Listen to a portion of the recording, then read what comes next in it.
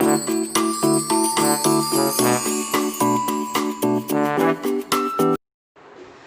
dear students, now let's see our new chapter, that is rational number. In this chapter we will learn about rational numbers, properties of rational numbers, and types of rational number, and the problems based on rational numbers. All these we will learn here.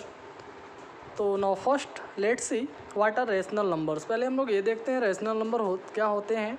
A number that can be written in the form of p by q where q is not equal to zero is called rational number. क्या बताएं हम? A number that can be written in the form of p by q, यानी कोई भी number जिसको हम p by q के form में लिख सकते हैं where q is not equal to zero, जिसमें क्यू का वैल्यू कभी भी जीरो ना हो। हाँ, क्यू कभी भी जीरो नहीं होना चाहिए। अगर क्यू जीरो के इक्वल नहीं है is called a rational number, तो हम उसे क्या बोलेंगे? रैशनल नंबर बोलेंगे। For example, suppose you are given a number like this 4/5, तो already you are seeing that 4/5 is the form of p by q, यानी ये पहले से पी बाई क्यू के फॉर्म में है। Where q is not equal to zero, यानी q का वैल्यू यहाँ क्या 5 दिया है ना, 5 गिवन है, तो ये जीरो नहीं है, तो हम 4/5 को क्या बोलेंगे? Rational number. Suppose you are given a rational number like a number like 7 given है ना, तो क्या हम 7 को पी बाई क्यू के फॉर्म में लिख सकते हैं? Yes, you can write it as a 7/1। क्यों? क्योंकि हर एक नंबर, जितने भी नंबर्स होते हैं, सभी नंबर के नीचे हमेशा 1 डिनोमिनेटर हिडन होता है। हाँ, वो लिखा नहीं जाता, तो आवश्यकता पड़ने पे हम उसे लिख सकते हैं। तो इस तरह से हम 7 को लिख सकते हैं 7/1। तो 7/1 क्या हो गया? ये पी बाई क्यू के फॉर्म में हो गया, जहाँ पे ये क्यू का वैल्यू जीरो नहीं 1 के इक्वल है। हाँ, जीरो नहीं है, 1 के इक्वल है ना, तो हम 7 को क्या बोलेंगे? Rational number. सो स्टूडेंट, हाँ, so for you have studied about many types of number like natural number,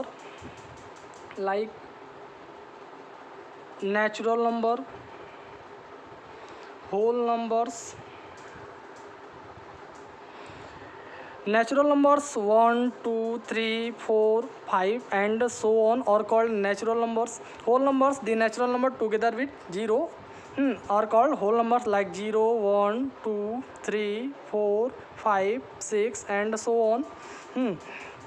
And integers like -4 -3 -2 -1 0 1 2 3 4 and so on. हाँ, so these are integers. And as well as the fractional number, if you are given fractional numbers like 1/2 4/5 7/11 and so on, any number you are given, तो all these number as it is natural और whole और integer और fractional, इनमें जितने भी types के number हैं, हाँ, ये जो नेचुरल नंबर है ये 1 है, तो इसको हम क्या लिख सकते हैं? 1/1। ऐसे 2 को क्या लिख सकते हैं? 2/1। 3 को लिख सकते हैं 3/1, 4/1, 5/1। तो ये जो सभी नंबर है, हम सभी को पी बाई क्यू के फॉर्म में यहाँ रिप्रेजेंट कर रहे हैं। क्यू का वैल्यू यहाँ 1 आ रहा है, जीरो के इक्वल नहीं आ रहा है, तो हम सभी नेचुरल नंबर को क्या बोलेंगे? Rational number. ऐसे अगर होल नंबर है तो 0/1 लिखा जा सकता है। 0/1 ये भी आपका पी बाई क्यू के फॉर्म में है। क्यू का वैल्यू जीरो नहीं होना चाहिए, 1 है ना, यहाँ जीरो नहीं है ना, 1 है, तो हम जीरो को भी क्या बोलेंगे? Rational number. ऐसे ये 1/1 2/1 3/1 4/1 5/1 6/1 होगा। तो इसका मतलब ये सभी क्या? Rational number. ऐसे ये -4/1 लिखा जा सकता है, -3/1 -2/1 -1/1 0/1 1/1 2/1 3/1 4/1।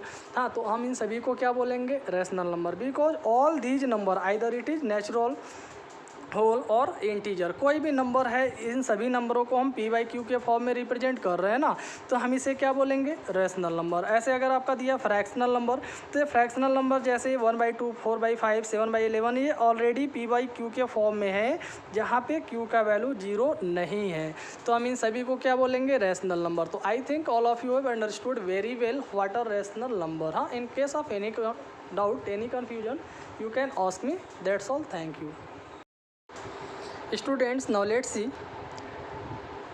Types of rational number, the first type of rational number is positive rational number. तो what are positive rational number? A rational number is said to be positive, यानी किसी भी रैशनल नंबर को हम पॉजिटिव कह सकते हैं, यानी वो पॉजिटिव कब होगा? If its numerator and denominator are either both positive और बोथ नेगेटिव। अगर दिए गए रैशनल नंबर में हाँ या तो न्यूमरेटर और डिनोमिनेटर दोनों पॉजिटिव होगा या फिर न्यूमरेटर और डिनोमिनेटर दोनों नेगेटिव होगा। अगर p बाई क्यू के फॉर्म में जो रैशनल नंबर है, अगर p और q हाँ जो न्यूमरेटर और डिनोमिनेटर है, अगर दोनों माइनस माइनस यानी नेगेटिव है तो भी वो क्या होगा? Positive rational number.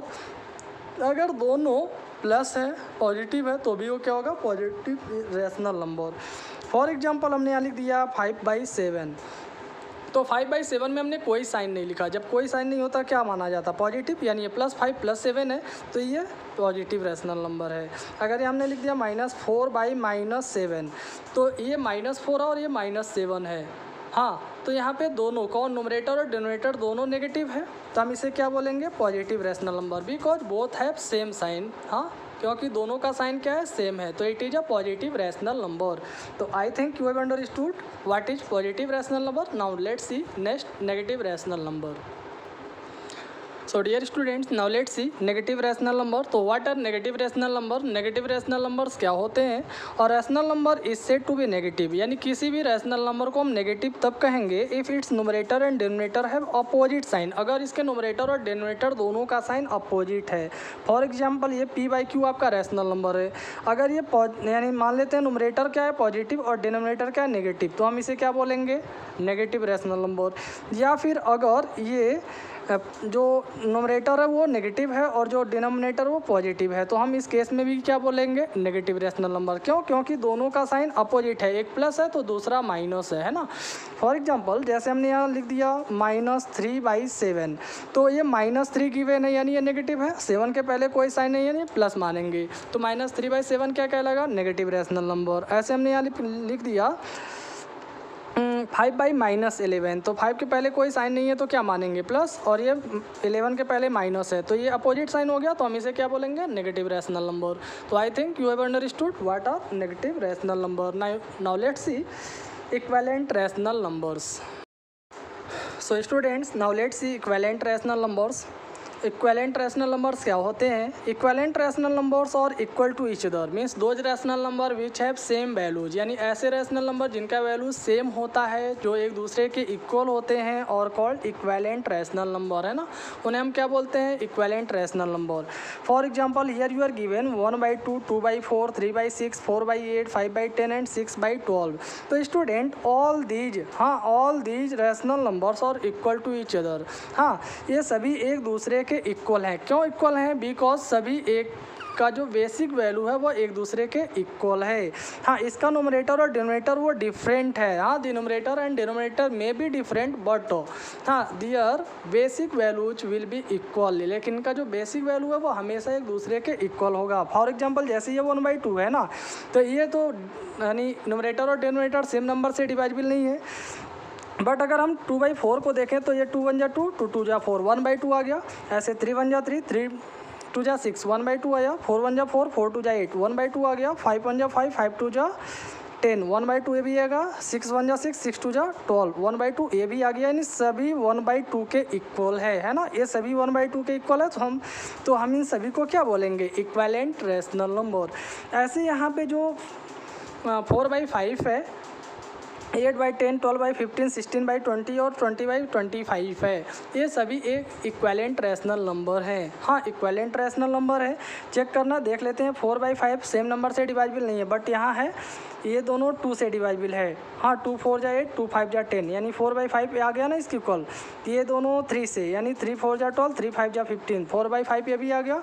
और ये दोनों 4 से, 4 × 4 = 16, 4 × 5 = 20, 4/5 यहाँ भी आ गया। ये दोनों 5 से, 5 × 4 = 20, 5 × 5 = 25, यानी ये आ गया 4/5, है ना। तो सभी 4/5 के इक्वल यहाँ आ गए, तो हम इन सभी को क्या बोलेंगे? Equivalent rational number. जैसे ये सभी 1/2 के इक्वल आए थे, तो हम इन सभी को क्या बोलेंगे? Equivalent rational number. तो I think you have understood. तो ये तो आपको समझ में आ गया कि इक्विवेलेंट रैशनल नंबर होते क्या हैं। अब आपको इक्विवेलेंट रैशनल नंबर में ये कहा जाता है फाइंड फर्स्ट 4, 5, 10 कुछ भी कह सकता है। जैसे find first 4 equivalent rational number of 1/2 या find first 5 rational number of 2/3, यानी कोई भी रैशनल नंबर दे दिया जाएगा, कहा जाएगा उसका 4 या 5 आप रैशनल नंबर फाइंड करिए। तो हम कैसे सॉल्व करेंगे? सपोज यहाँ एक एग्जांपल है, find first 4 equivalent rational number, हाँ इक्विवेलेंट 4 इक्विवेलेंट रैशनल नंबर